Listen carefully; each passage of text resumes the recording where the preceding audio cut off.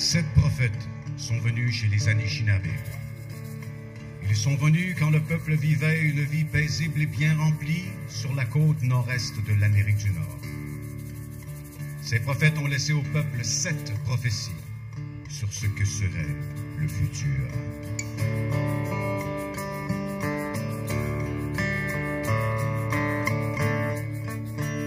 Chacune de ces prophéties fut appelée un feu. Et chaque feu représente une période différente qui se produira dans le futur. Voilà pourquoi les enseignements des 7 prophètes sont maintenant nommés les 7 feux.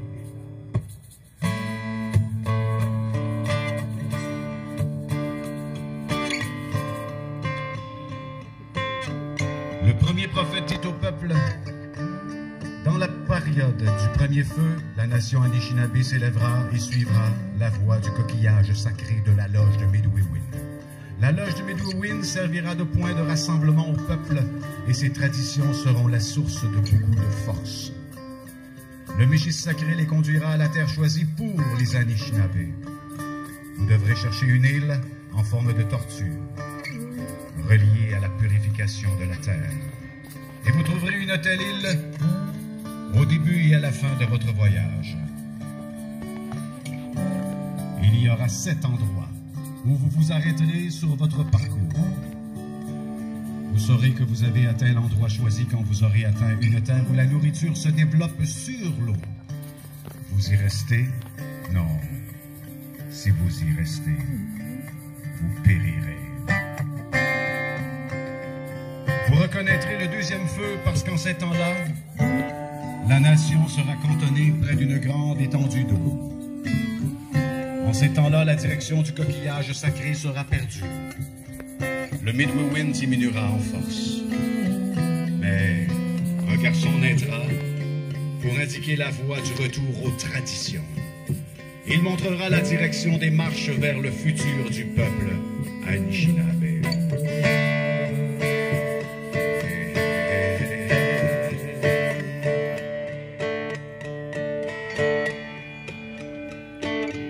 Pendant le troisième feu, les Anishinaabe trouveront la voie vers leur terre choisie, une terre à l'ouest de laquelle la nourriture pousse sur l'eau. Il viendra le quatrième feu.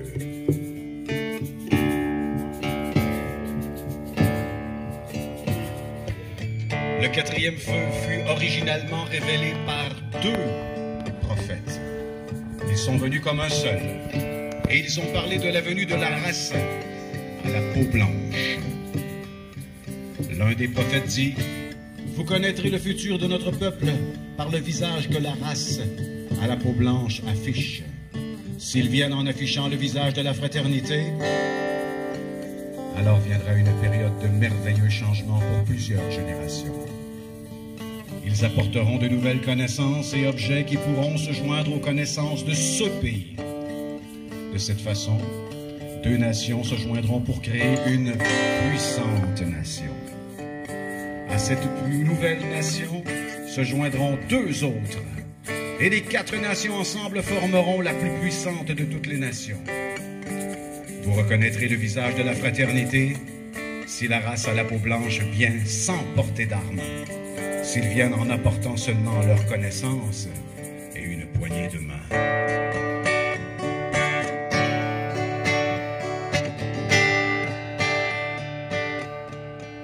L'autre prophète dit: méfiez-vous si la race à la peau blanche vient en affichant le visage de la mort.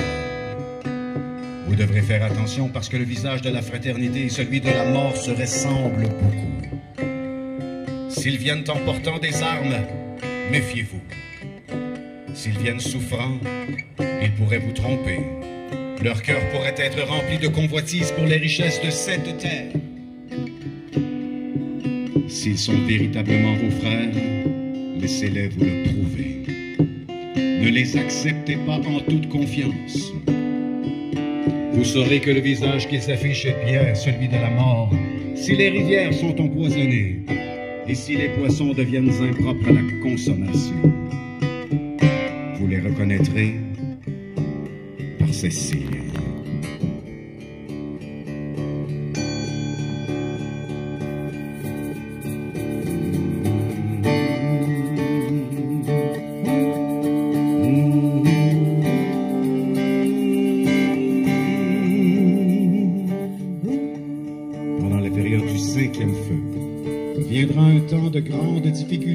affectera la vie de tous les autochtones.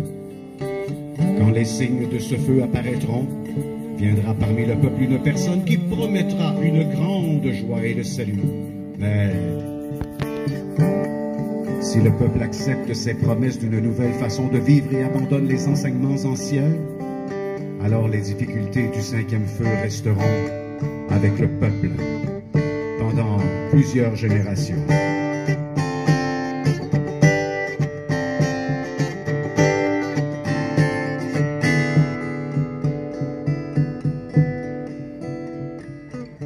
Les promesses qui vous seront faites se révéleront de fausses promesses.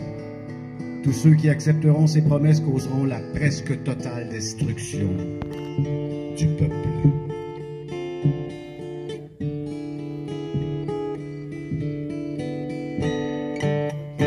Le prophète du sixième feu, le sixième, dit: pendant la période du sixième feu, il sera évident que les promesses du cinquième feu sont venues d'une fausse manière. Ceux qui auront été trompés par ces promesses éloigneront leurs enfants des enseignements des sages. Petits-fils et petites-filles se retourneront contre les aînés. Aussi, les sages perdront leur raison de vivre, ils perdront leur rôle dans la vie. Pendant cette période, une nouvelle maladie fera une apparition parmi le peuple. L'équilibre de nombreuses personnes sera dérangé. La coupe de la vie sera presque inversée.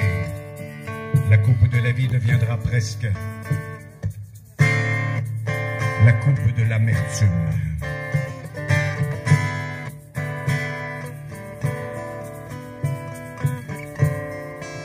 Quand ces prédictions furent faites, beaucoup se moquèrent des prophètes. Ils détenaient alors les remèdes nécessaires pour se préserver de la maladie. Ils étaient alors un peuple en bonne santé et heureux. Ils étaient ceux qui choisirent de rester en arrière lors de la grande migration des Anishinaabe. Ces personnes furent les premières à entrer en contact avec la race à la peau blanche. Ils en souffrirent le plus.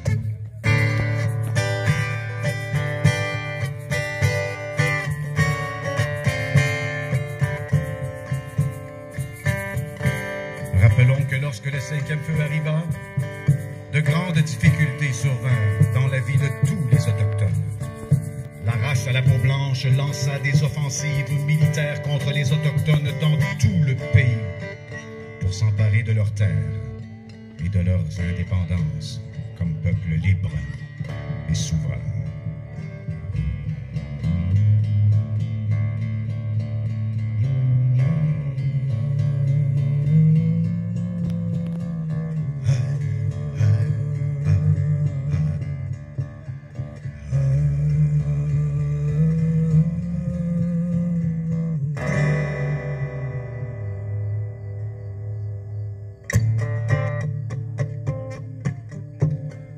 Le sixième feu, les paroles du prophète s'avérèrent vraies. Les enfants furent privés des enseignements des sages. L'ère des pensionnats qui civilisaient les enfants indiens avait commencé. Le langage des Indiens et leur religion furent enlevés aux enfants. Les personnes commencèrent à mourir jeunes. Ils avaient perdu la volonté de vivre et leur raison de vivre. Mais pendant l'ère confuse du sixième feu, il est dit qu'un groupe de visionnaires vint chez les Anishinaabe. Ils rassemblèrent tous les pères, les prêtres de la loge de Medwewin. Ils dirent aux prêtres que la méthode Medwewin était en danger d'être détruite. Ils ont rassemblé tous les objets et les écrits qui décrivent les cérémonies. Toutes ces choses furent placées à l'intérieur d'une bûche, taillée dans l'arbre de fer. Des hommes furent suspendus à une falaise par de longues cordes, et là, ils creusèrent un trou dans la falaise et y enterrèrent la bûche là où personne ne pourrait la trouver. C'est ainsi que les enseignements des sages furent cachés à la vue mais gardés en mémoire. Il est dit que le jour où les Indiens pourraient pratiquer leur religion sans avoir peur, eh bien, un petit garçon aurait un rêve qui indiquerait où la bûche de bois dure contenant les objets sacrés et les écrits avait été enterrée. Il guiderait son peuple à cet endroit.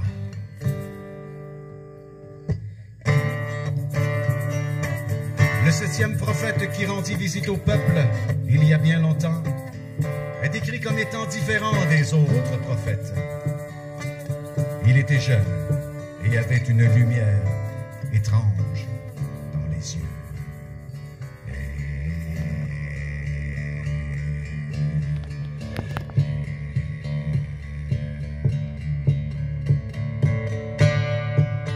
Il dit, quand viendra la période du 7e feu, de nouvelles personnes apparaîtront. Elles retraceront leurs pas pour redécouvrir les traces laissées sur la route. Leurs pas les conduiront vers les aînés à qui elles demanderont de les guider dans leur voyage. Mais beaucoup d'aînés se seront endormis. Ils s'éveilleront dans ce nouvel âge sans rien offrir. Quelques-uns des aînés seront même muets, parce que personne ne leur demandera quoi que ce soit. Les nouvelles personnes devront faire attention à la manière dont elles s'approcheront des aînés. Leur tâche ne sera pas facile. Mais si les nouvelles personnes restent fortes dans leur quête, le tambour à eau de la loge de Medwewin fera de nouveau entendre sa voix.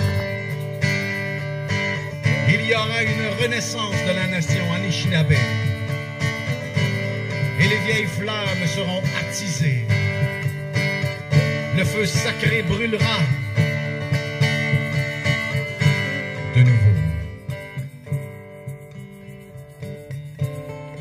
C'est en ces temps-là qu'on donnera le choix à la race à la peau blanche entre deux chemins. Si elle choisit le bon chemin, alors le 7e feu allumera le 8e et dernier feu. Un feu éternel de paix, d'amour, de fraternité et de sororité.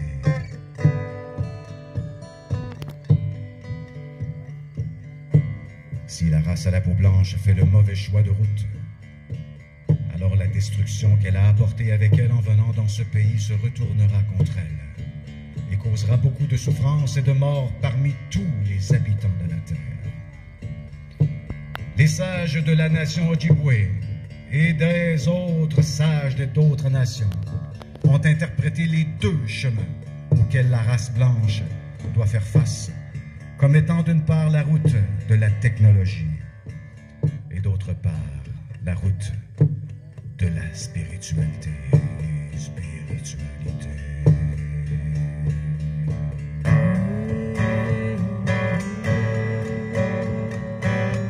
La route de la spiritualité, ce chemin plus lent, celui que les autochtones traditionnels ont suivi et qu'ils cherchent à retrouver. La terre n'est pas brûlée sur ce sentier. Et l'herbe y pousse encore.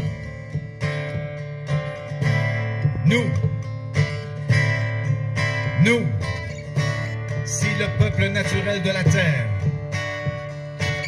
toute race confondue, pouvait simplement porter le visage de la fraternité, nous pourrions délivrer notre société du chemin de la destruction. Pourrions-nous faire en sorte que les deux chemins qui représentent deux points de vue du monde diamétralement opposés s'unissent pour former cette puissante nation? Serait-il possible de former une nouvelle nation qui serait guidée par le respect pour tous les êtres vivants, de la roche à la plante, à l'oiseau, à l'insecte, à l'ours, à l'aigle, à l'humain? Sommes-nous, dites-le-moi, sommes-nous les personnes du 7e feu?